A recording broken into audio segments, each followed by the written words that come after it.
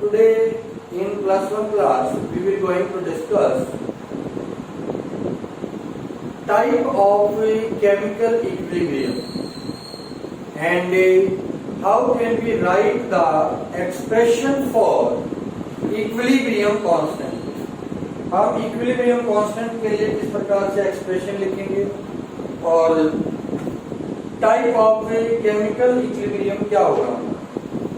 Homogeneous type, there are two type of chemical equilibrium, homogeneous और heterogeneous. अब समझें इनको हम. होमो मतलब सेम, जीनस मतलब phase. When in a reaction, reactant and product are in the same phase. एक ही state के अंदर हो, मतलब सारे गैसियस स्टेट में हो या फिर सारे लिक्विड स्टेट में हो या सारे सॉलिड स्टेट के अंदर. The type of equilibrium is known as a homogeneous equilibrium. Example के तौर पर अगर हम यहाँ पर एग्जाम्पल लें तो हमारे पास है N2 that is gas react with 3H2 gas. It will give you 2NH3 which is also a gas.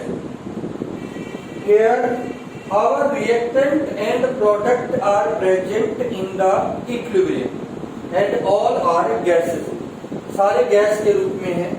दूसरा एग्जांपल हम ले सकते हैं CH3COOH in aqueous solution react with C2H5OH in aqueous solution found in equilibrium with CH3COOC2H5 plus H2O.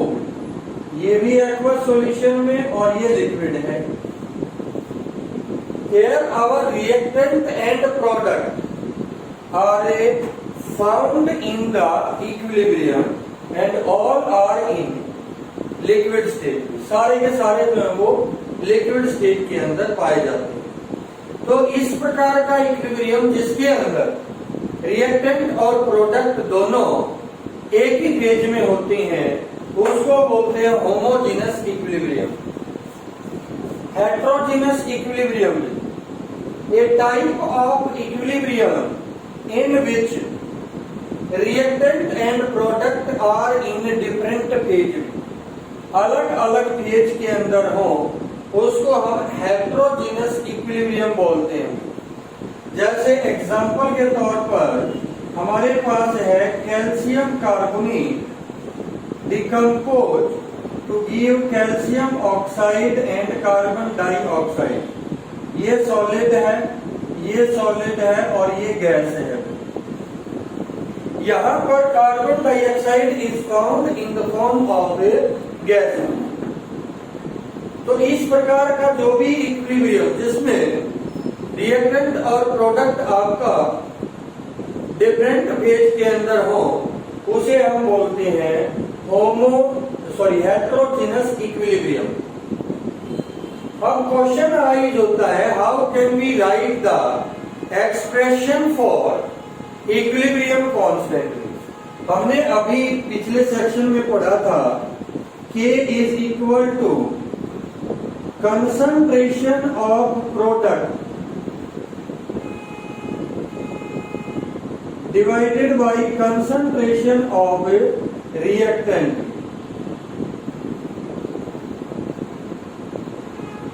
Each raised to the power their stoichiometric coefficient. इनके stoichiometric coefficient इनकी power होंगे. मतलब balance chemical equation में जो भी stoichiometric coefficient present है वो इनकी पावर होगी. अब यहां पर एक चीज हमेशा नोट करना, molar concentrations of a solid and liquid taken as solvent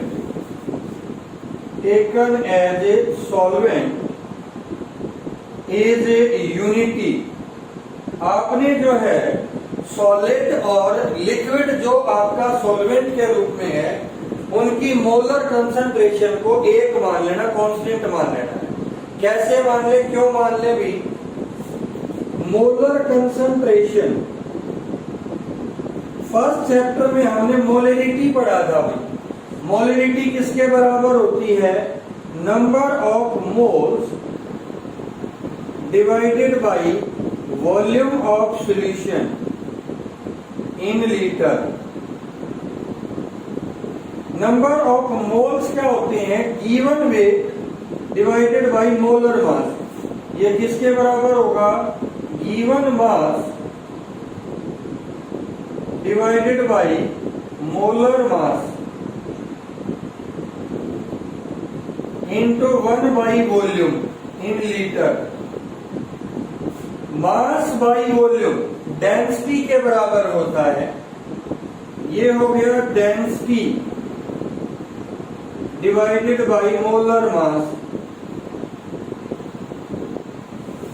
density is a intensive property.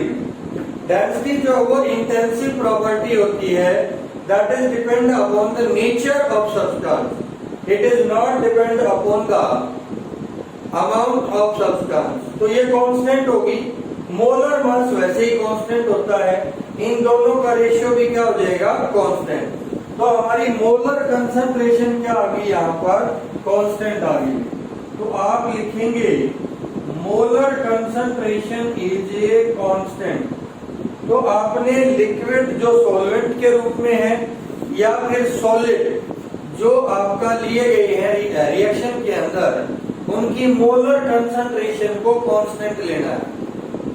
यहां पर अगर मैं इस रिएक्शन के लिए इक्विलिब्रियम कांस्टेंट की वैल्यू लिखूं, इसको मैं इक्वेशन नंबर 1 मान लेता हूं, इसको इक्वेशन नंबर 2 और इसको इक्वेशन नंबर 3 मान लेता हूं।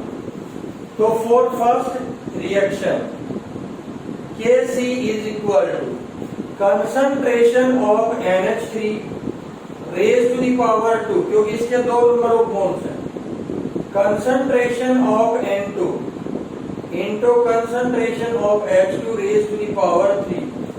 इससे आप इक्विलिब्रियम कांस्टेंट की वैल्यू कैलकुलेट कर सकते हैं। दूसरी रिएक्शन के लिए Kc is equal to, water liquid है और सॉल्वेंट के रूप में यूज है, तो यहां पर आपके पास आ जाएगा concentration of CH3COO C2H5 divided by concentration of CH3COOH into concentration of C2H5OH।